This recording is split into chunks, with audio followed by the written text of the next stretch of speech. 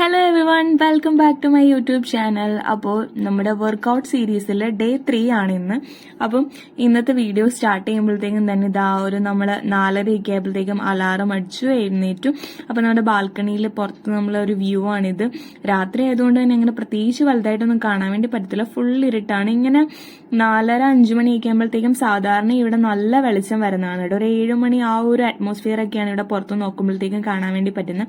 നല്ല വെളിച്ചമൊക്കെ ഉണ്ടാവാറുണ്ട്. പക്ഷെ ഇപ്പൊ 2-3 ദിവസമായിട്ട് അല്ലെങ്കിൽ ഒരു 1 വീക്കൊക്കെ ആയിട്ട് ഇതുപോലെ നല്ല ഇരുട്ടാണ് കേട്ടോ. അങ്ങനെ ഞങ്ങൾ റെഡിയായി ജിമ്മിലെത്തി. അപ്പം ആ വീഡിയോസ് ഒന്നും എടുത്തില്ല. ഇന്നത്തെ വർക്കൗട്ട് വീഡിയോയിൽ ഞാൻ വിചാരിച്ചു ഒരു കുട്ടി സ്റ്റോറി പറയാമെന്ന്. അപ്പം സ്റ്റോറി ഇതാണ്. ഒരിക്കൽ പെട്ടെന്ന് സക്സസ് ആവണമെന്ന് വിചാരിച്ചിട്ട് ഒരു വ്യക്തി സന്യാസിയുടെ അടുത്തെത്തി കേട്ടോ.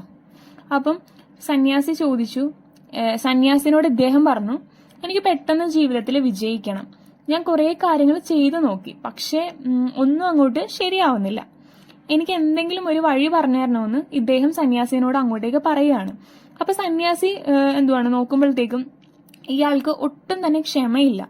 അതുകൊണ്ട് തന്നെയാണ് ഇയാൾക്ക് സക്സസ്ഫുൾ ആവാൻ വേണ്ടിയിട്ട് കഴിയാത്തത്. എന്നിട്ട് സന്യാസി അങ്ങോട്ടേക്ക് പറഞ്ഞു, ജീവിതത്തില് വിജയിക്കണമെങ്കിൽ ആദ്യം നല്ല ക്ഷമയാണ് വേണ്ടത്. തീർച്ചയായിട്ടും അല്ലെ, സന്യാസി പറഞ്ഞത് ഏറ്റവും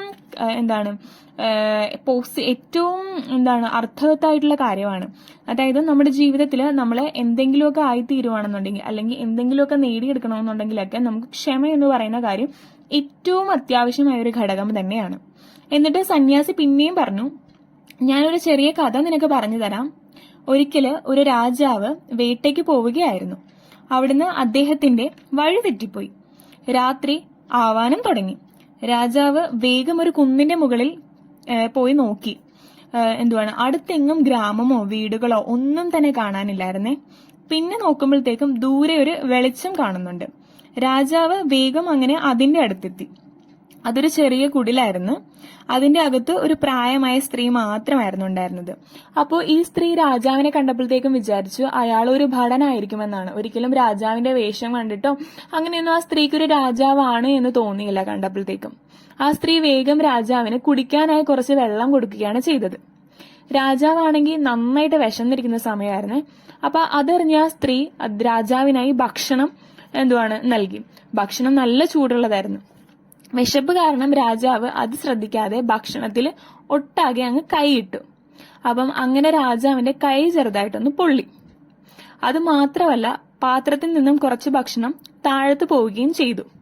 അപ്പം ഇത് കണ്ടപ്പോഴത്തേക്കും ഈ സ്ത്രീ പറഞ്ഞു, നിങ്ങളും ഞങ്ങളുടെ രാജാവിനെ പോലെ തന്നെയാണ്. അപ്പൊ രാജാവ് ചോദിച്ചു, അതെന്താണ് കാരണം? ഞങ്ങളുടെ രാജാവിന് ഒട്ടും ക്ഷമയില്ല, അത് തന്നെയാണ് കാരണമെന്ന് പറഞ്ഞു. അപ്പം രാജാവ് ചോദിച്ചു, അതെന്താണ് നിങ്ങളുടെ രാജാവിന് ഒട്ടും ക്ഷമയില്ല എന്ന് പറയാനുള്ള കാരണമെന്ന് ചോദിച്ചു.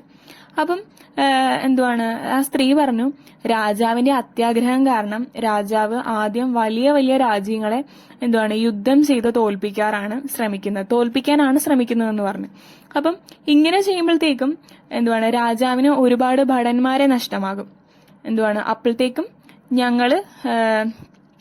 ഞാൻ തന്ന ഭക്ഷണം കുറച്ചായിട്ട് ഒരരികിൽ നിന്ന് എടുത്ത് കഴിച്ചിരുന്നെങ്കിലും താങ്കളുടെ കൈ പൊള്ളത്തില്ലായിരുന്നു, പുറത്തേക്ക് ഭക്ഷണം പോകത്തുമില്ലായിരുന്നു എന്ന് പറഞ്ഞു. എത്ര ശരിയാണ് ആ സ്ത്രീ പറഞ്ഞത്? കറക്റ്റ് അല്ലേ അത് പറഞ്ഞത്? കാരണം തന്ന ഭക്ഷണം വിശപ്പ് കാരണം ഒന്നും നോക്കാതെ കൈയങ്ങിട്ട് ആർത്തിയോടെ കഴിക്കാൻ ശ്രമിച്ചപ്പോഴാണ് ആ ഭക്ഷണത്തിൽ കൈയിട്ടപ്പോ ചൂടോടെ ഉണ്ടായിരുന്ന ഭക്ഷണം ആയതുകൊണ്ട് തന്നെ കൈ പൊള്ളിയതും ഭക്ഷണം കുറച്ച് താഴ്ത്തു പോകാനും ശ്രമിച്ചത്. അത് പതിയെ ഒരു സൈഡിൽ നിന്ന് എടുത്ത് കഴിച്ചിരുന്നുണ്ടെങ്കിൽ ഭക്ഷണം മുഴുവൻ കഴിക്കാനും സാധിച്ചതിന് കൈയൊട്ട് പൊള്ളത്തുമില്ലായിരുന്നു. അതുപോലെ തന്നെയാണ് ആദ്യം ചെറിയ രാജ്യങ്ങളെ കീഴടക്കിയിരുന്നെങ്കിൽ രാജാവിന് അധികം ഭടന്മാരെ ഒന്നും നഷ്ടമാവത്തില്ലായിരുന്നു. രാജാവിന് തന്റെ അംഗബലം കൂട്ടുകയും ചെയ്യാമായിരുന്നു. അങ്ങനെ വലിയ വലിയ രാജ്യങ്ങളെ കീഴടക്കുകയും ചെയ്യാമായിരുന്നു. അപ്പം ഇത് കേട്ടപ്പോഴത്തേക്കും രാജാവിന് തന്റെ തെറ്റ് മനസ്സിലായി.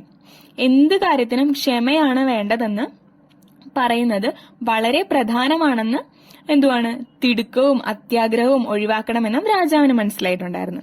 അങ്ങനെ കഥ അവസാനിപ്പിച്ചതിനു ശേഷം സന്യാസി പറഞ്ഞു, നിനക്ക് ഇപ്പം മനസ്സിലായില്ലേ ജീവിതത്തില് വിജയിക്കാൻ ക്ഷമ അത്യാവശ്യമാണെന്ന്? പിന്നീട് സന്യാസി ഒരു കാര്യം കൂടെ പറഞ്ഞു കൊടുത്തു കേട്ടോ. ഒരു മാവിന്റെ വിത്ത് കുഴിച്ചിട്ടാലും അടുത്ത ദിവസം മാങ്ങ കിട്ടില്ല, അതിന് കുറച്ച് സമയം എടുക്കും അല്ലെ. നീ അതിനെ പരിപാലിക്കണം, വെള്ളം ഒഴിക്കണം, വളമിടണം. അങ്ങനെ കുറച്ചു വർഷം കഴിയുമ്പോൾ മാങ്ങ കിട്ടാൻ തുടങ്ങും. അതുപോലെ തന്നെയാണ് നിന്റെ ജീവിതത്തിൽ വിജയിക്കണമെങ്കിൽ നിരന്തരമായിട്ട് അധ്വാനിക്കണം, കഷ്ടപ്പെടണം. ആദ്യം ചെറിയ ചെറിയ കാര്യങ്ങൾ നേടിയെടുക്കുക, അങ്ങനെ വലിയ വലിയ കാര്യങ്ങൾ നേടിയെടുക്കാൻ സാധിക്കും. അല്ലാതെ ഒട്ടും ക്ഷമയില്ലാതെ ചെയ്തു കഴിഞ്ഞാൽ അത് നിന്നെ പ്രശ്നങ്ങളിലേക്ക് മാത്രമല്ല നയിക്കത്തുള്ളൂ. അതുകൊണ്ട് ജീവിതത്തിൽ എന്ത് ഏരിയ ആണെങ്കിൽ പോലും നമുക്ക് ക്ഷമ വേണം. ആദ്യം ആ പ്രോസസ്സ് മനസ്സിലാക്കുകയും ദെൻ അത് പ്രോപ്പറായിട്ട് കൺസിസ്റ്റന്റ് ആയിട്ട് അതിൻ്റെ ഇടയിൽ ഒരുപാട് ഒബ്സ്റ്റിക്കിൾസ് എല്ലാം വരും. ബട്ട് അതെല്ലാം മറികടന്ന് റിസൾട്ട് നോക്കി ഡിസപ്പോയിന്റഡ് ആവാതെ പകരം നമ്മുടെ എഫേർട്ടിനെ അപ്രിസിയേഷൻ ചെയ്ത് പഠിക്കുക, അത് തന്നെയാണ് വേണ്ടത്. Be patient and enjoy the journey of life because patience is the key to success. അപ്പം ഇതാണ് ഇന്നത്തെ ഒരു വർക്കൗട്ട് വീഡിയോയിലൂടെ ഞാൻ നിങ്ങൾക്ക് തരാൻ വേണ്ടി പോയൊരു മെസ്സേജ്. അപ്പം നമ്മുടെ ലൈഫിൽ എന്തൊരു കാര്യം സക്സസ് ആവണമെന്നുണ്ടെങ്കിൽ ഏറ്റവും കൂടുതൽ നമുക്ക് വേണ്ടത് ക്ഷമയാണ്. ക്ഷമയുണ്ടെന്നുണ്ടെങ്കിൽ നമുക്ക് ഏത് ഉയരങ്ങൾ വേണമെങ്കിലും കീഴടക്കാൻ വേണ്ടി പറ്റും. അപ്പം ഇന്നത്തെ ഒരു കുട്ടി വർക്കൗട്ട് വീഡിയോയിലൂടെ എല്ലാവർക്കും ഒരു മെസ്സേജ് പാസ് ചെയ്യാൻ വേണ്ടി പറ്റിയെന്ന് ഞാൻ വിചാരിക്കുന്നു. അപ്പം അടുത്ത വീഡിയോയിൽ കാണുന്നവരേക്കും childrens, this is Trace, by.